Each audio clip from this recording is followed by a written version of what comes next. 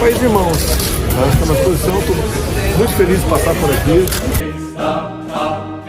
Filhos, depotente a mãe gentil, já raiou a liberdade, um horizonte no Brasil, já raiou. Primeira impressão que tem de Angola, qual é?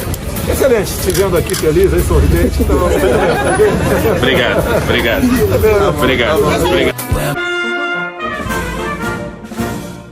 Brava gente brasileira, longe vá, temor servir ou ficar.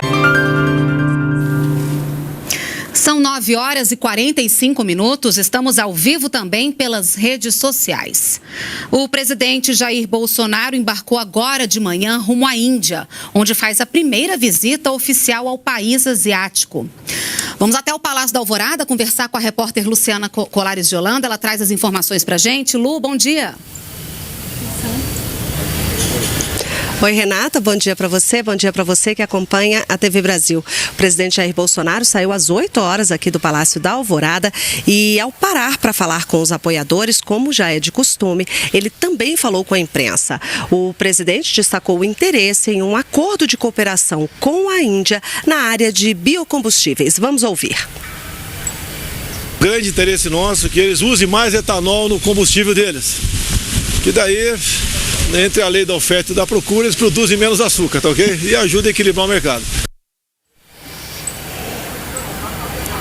Essa é a primeira visita oficial que o presidente Jair Bolsonaro faz à Índia. Os ministros da Agricultura, Tereza Cristina, e de Minas e Energia, Bento Albuquerque, já estão lá e já postaram também nas redes sociais alguns compromissos que tiveram no país asiático. E olha, ainda há espaço para fortalecer as relações comerciais entre o Brasil e a Índia. O país é apenas o quarto parceiro do Brasil na Ásia e aumentar os negócios entre os dois países está entre os principais objetivos dessa visita do presidente Jair Bolsonaro. Mas também há o interesse em ampliar a cooperação em outras áreas, como cultura, ciência e turismo. Vamos ver na reportagem.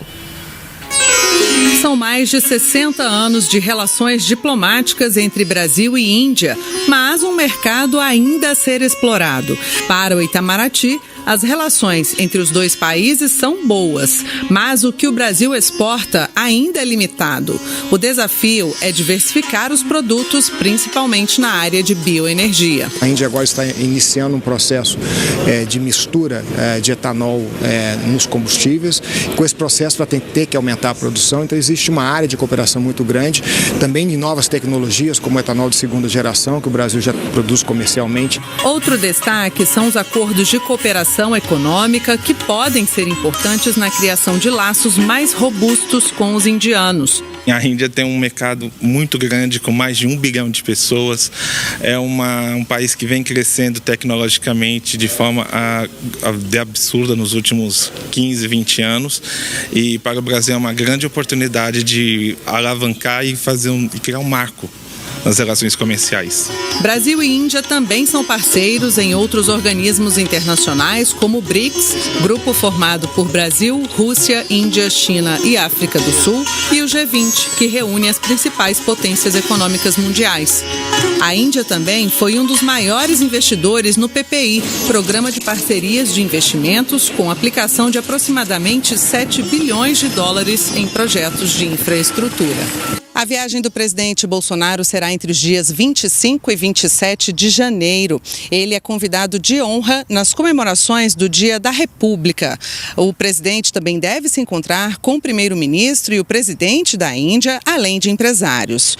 Durante essa viagem, devem ser assinados acordos de cooperação nas áreas de facilitação de vistos e investimentos, segurança cibernética, previdência social, saúde e bioenergia.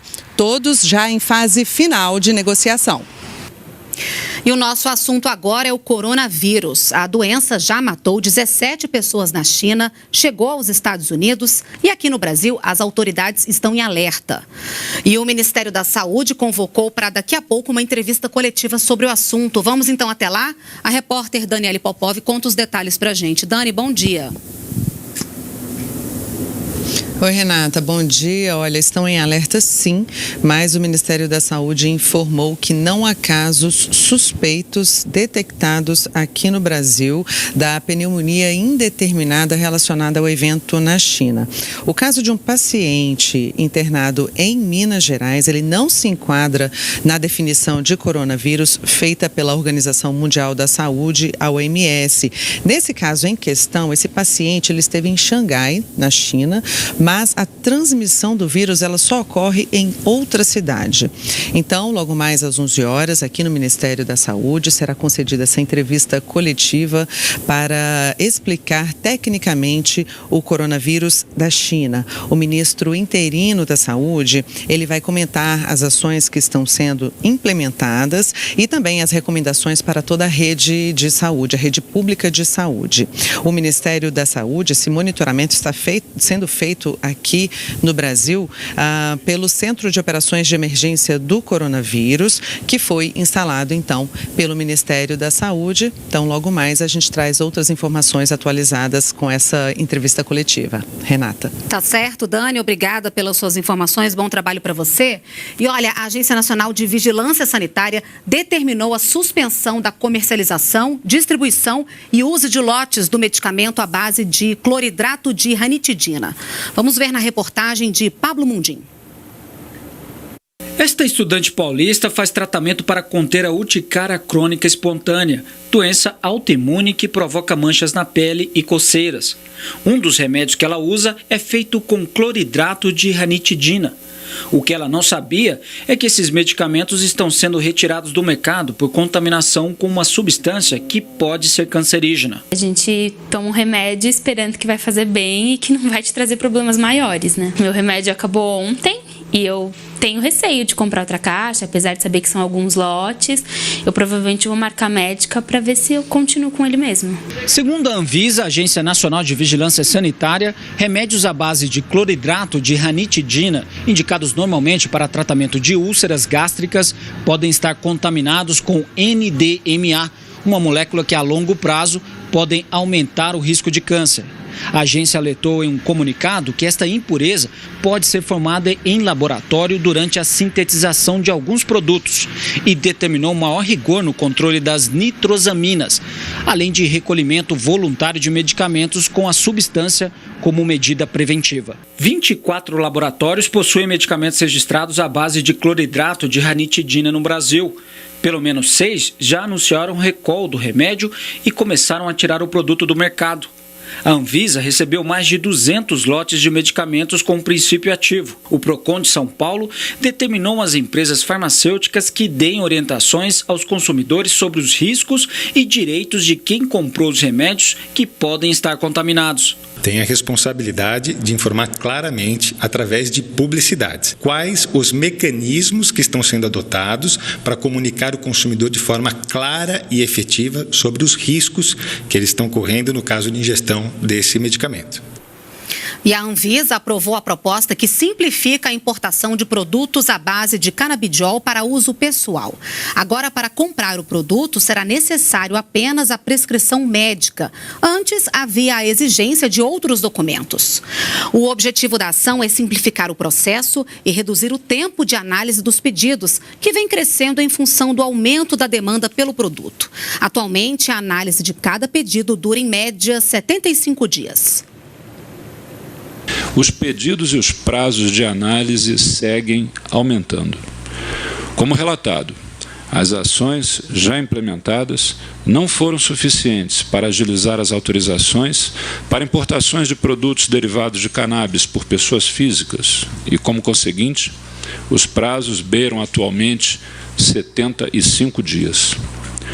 Pelos elevados prazos elevados, prejudicando diretamente o acesso de pacientes a terapias prescritas por seus médicos, o que pode ocasionar uma descontinuidade de tratamentos e, por conseguinte, danos irreparáveis à saúde dessas pessoas. O Sistema de Seleção Unificada, o SISU, já registrou até agora mais de 2,5 milhões de inscrições. Vamos ao Rio de Janeiro saber os detalhes, então, com a Alessandra Lago. Alessandra, bom dia. Oi, Renata, bom dia. Esse número de mais de 2,5 milhões de inscrições foi atualizado no final da noite de ontem pelo ministro da Educação, Abraham Weintraub.